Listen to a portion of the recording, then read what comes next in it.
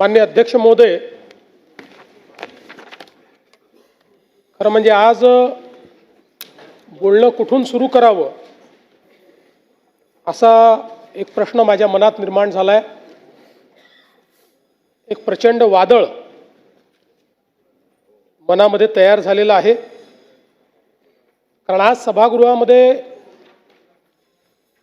ज्या शोक प्रस्तावासाठी आपण सर्व लोक एकत्रित आहोत,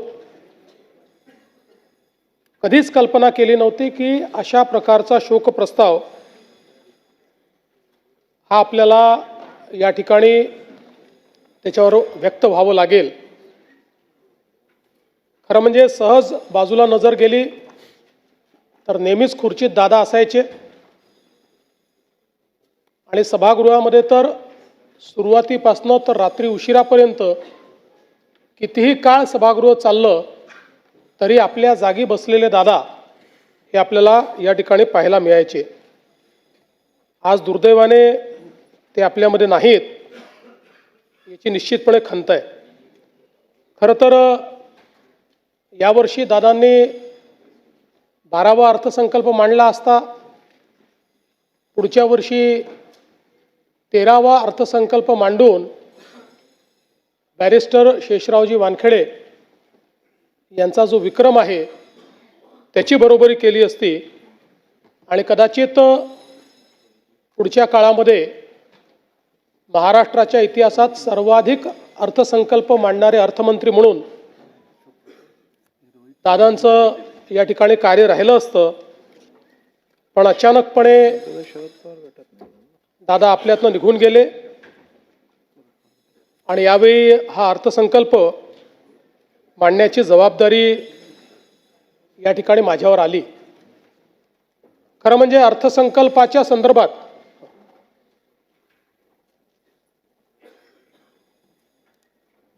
आपल्या सर्वांनाच कल्पना आहे की कठोर निर्णय घ्यायचे असतील तर ते घ्यायला कधीही मागे पुढे न पाहणारे अजितदादा होते। पण त्याचवेळी वित्त विभागाने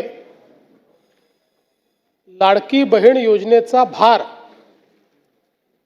हा अर्थसंकल्पावर फार मोठ्या प्रमाणात पडेल आणि म्हणून याचा पुनर्विचार करावा असं सुचवल्यानंतर देखील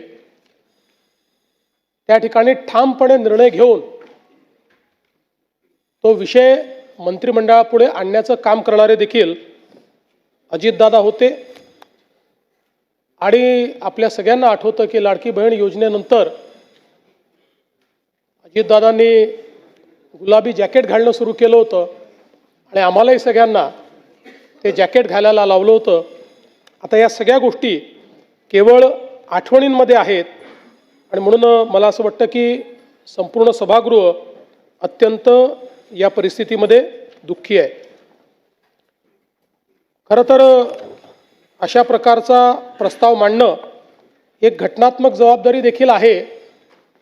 पण मला असं वाटतं की माझ्याकरता एक अत्यंत भावनिक अशा प्रकारचा देखील हा प्रसंग आहे।